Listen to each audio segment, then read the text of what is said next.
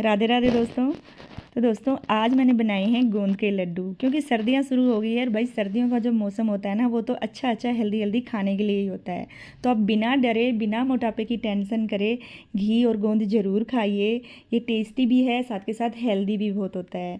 बाहर की कोई भी ऐसी वैसी चीज़ खाने से अच्छा है वो अपने घर पर बने हुए हेल्दी लड्डू खाइए। इनको बनाना बहुत ही आसान है। सारा प्रोसेस मैंने इस वीडियो में स्टेप बाय स्टेप बताया है। आप उसको फॉलो करके अपने घर पे इनको बनाइए और 2-3 महीने के लिए आप इनको बना के स्टोर कर सकते हैं। रोज़ रोज़ गोंद के लड्डू नहीं बनते, एक ही बार में ये खूब सारी मात्रा में बना के पूरी सर्दी भर खाए जाते हैं।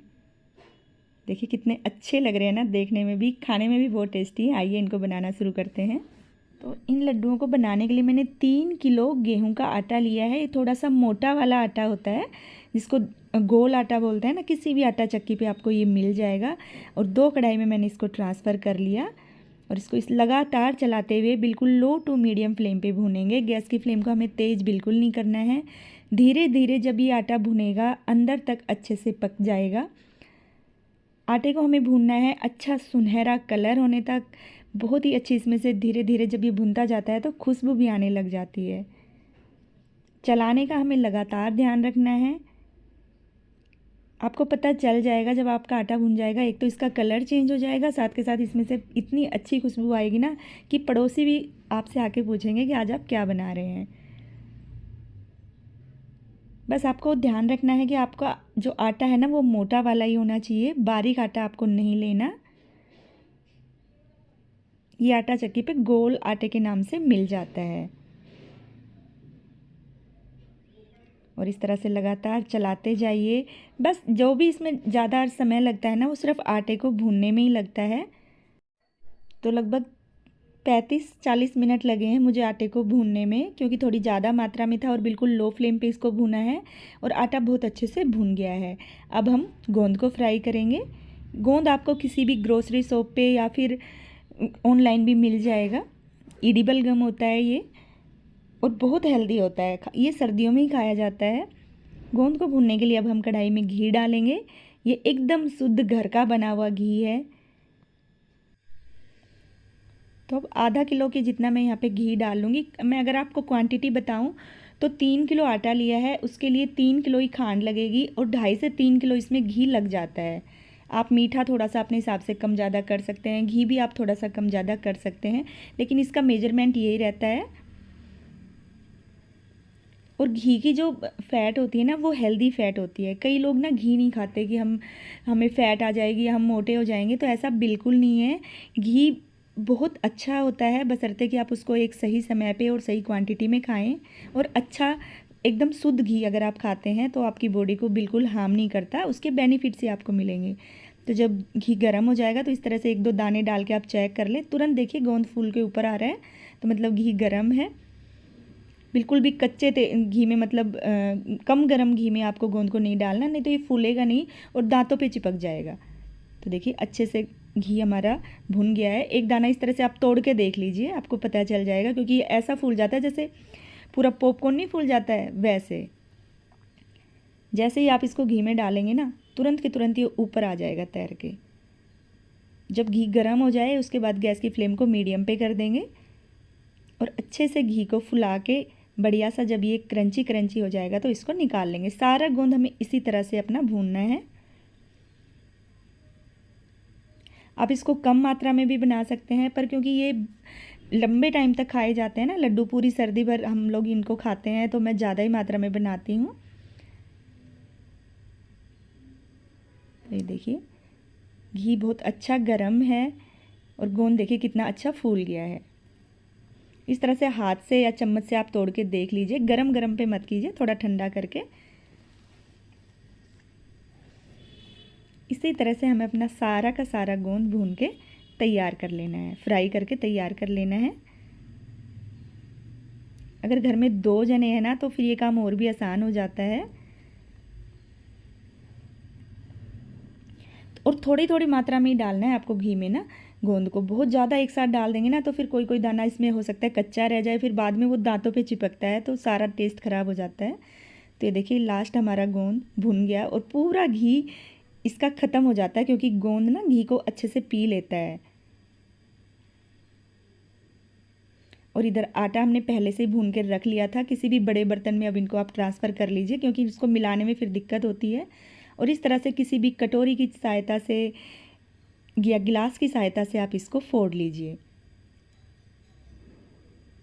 वैसे आप ऐसे भी डाल के लड्डू बना सकते हैं, क्योंकि जब ये दांतों के नीचे आता है ना करारा करारा, तो बहुत अच्छा लगता है। बिल्कुल इसका चूर्ण नहीं बनाना है, और मिक्सी में तो मैं बिल्कुल नहीं पीसती, आप चाहें तो मिक्सी में भी पीस सकते हैं। पर ये थोड़ा थोड़ा जब दांतों के नीचे करारा सा आता है ना, तो बहुत अच्छा लगता है। और इस तरह से इसको पीस पीस के, मतलब थोड़ा दरदरा सा कर करके इसको आटे के अंदर मिलाएंगे। ये आपकी चॉइस है। अगर आपको ज़्यादा करारापन पसंद है तो आप बिल्कुल ऐसे ही बस फ्राई करके सीधे आटे में डाल दीजिए, नहीं तो हल्का हल्का सा तोड़ सकते हैं। ये लड्डू आप घर के बच्चों को, बुज़ुर्गों को, सबको दे सकते हैं। बस बच्चों को थोड़ा कम क्वांटिटी में दे दीजिए, और घर के जो बड़े बच्चे हैं अगर, तो फिर आप एक लड्डू रोज़ उसको दीजिए, साथ में एक गिलास गरम गरम दूध। तो बस इसी तरह से हमें अपना सारा गोंद पीस लेना है। और कटोरी से बहुत आसानी से फूट जाता है ये, क्योंकि बहुत अच्छा फूला हुआ है ना, तो बिल्कुल मेहनत नहीं लगती। हल्का सा प्रेशर आप लगाएंगे ना, उसी से ये फूट जाएगा।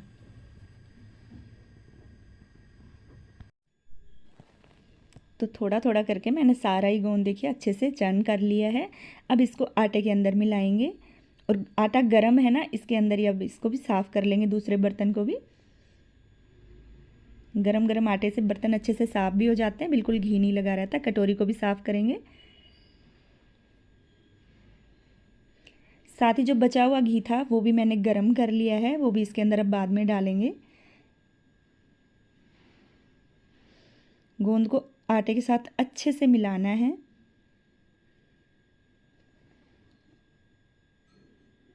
आप इसमें चाहें तो अपना मनपसंद कोई भी ड्राई फ्रूट ऐड कर सकते हैं, जैसे काजू, बादाम, अखरोट, अगर आपको पसंद है तो। लेकिन मैं प्लेन ही बना रही हूँ आटे और गोंद से। और ये मैंने देसी खांड ली है। लड्डू हमेशा खांड के ही अच्छे बनते हैं, और खांड ईजिली मार्केट में मिल जाती है, किसी भी ब्रांड की आप ले लीजिए। तो इस तरह से 3 किलो आटा लिया था, तो उसके लिए 3 किलो ही हम खांड डालेंगे, और अच्छे से इसको मिक्स कर देंगे। आप ना अगर कम मीठा खाते हैं तो 3 की बजाय 2.5 किलो भी डाल सकते हैं, लेकिन उससे अगर कम डालेंगे ना तो फिर थोड़े से फीके लगेंगे लड्डू। और घी भी मैंने गरम करके रख लिया था। लड्डू बनाने का सही मेजरमेंट है, जितना आपने आटा लिया है, जैसे आपने 3 किलो आटा लिया है तो 3 किलो के जितना ही आपको घी लग जाएगा, और लगभग इतना ही आपको मीठा मतलब खांड डालनी है। हमारे घर में बचपन से मैंने इसी तरह से, इसी मेजरमेंट से लड्डू बनते देखे हैं।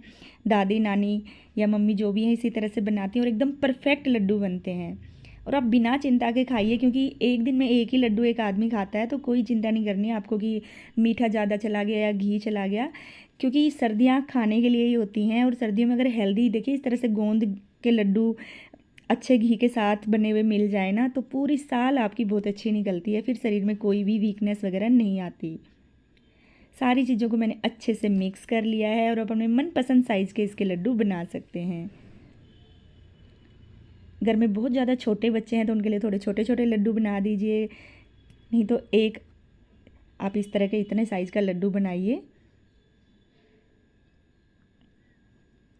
और बहुत टेस्टी लगते हैं खाने में। एक गिलास गरम गरम दूध मिल जाए और एक लड्डू।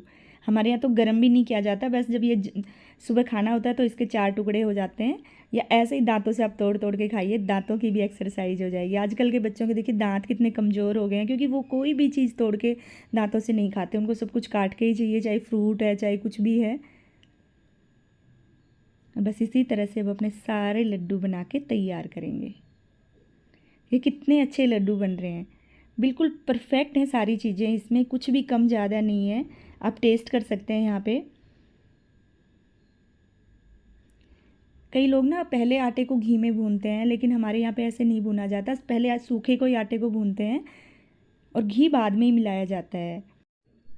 तो सारे लड्डू अब हमें इसी तरह से बना बना के किसी बर्तन में रख लेने हैं। जब ये अच्छे से ठंडे हो जाएं तो किसी एयरटाइट डब्बे में भर के रख दीजिए और डेली एक लड्डू आप ज़रूर खाइए। घर के बच्चों को भी खिलाइए, बड़ों को भी खिलाइए। आप इन लड्डुओं को माइक्रोवेव करके भी खा सकते हैं, मतलब सुबह सुबह थोड़ा सा गर्म करके भी खा सकते हैं अगर आपको गरम गरम पसंद है, क्योंकि गरम गरम वैसे अच्छे लगते हैं लेकिन ठंडे भी बढ़िया लगते हैं। ये लड्डू ऐसे ही खाए जाते हैं। तो सारे लड्डू मैंने बना लिए हैं, बहुत ही अच्छे लड्डू बने हैं। ये देखिए कितने बढ़िया लग रहे हैं देखने में ही, बहुत ही ज़्यादा मज़ेदार, एकदम डिलीशियस, लाजवाब, हेल्दी, टेस्टी, पावरफुल ये लड्डू होते हैं। तो उम्मीद करती हूँ दोस्तों आज की जो रेसिपी है आपको बहुत ज़्यादा पसंद आई होगी। और आप भी इन सर्दियों में अपने घर पे ये टेस्टी और हेल्दी लड्डू बनाइए, खुद भी खाइए, अपने बच्चों को भी खिलाइए, क्योंकि इन लड्डुओं का कोई मुकाबला नहीं है। मार्केट से आप चाहे जो मर्ज़ी चीज़ ले आइए लेकिन इतनी हेल्दी आपको कुछ नहीं मिलेगा।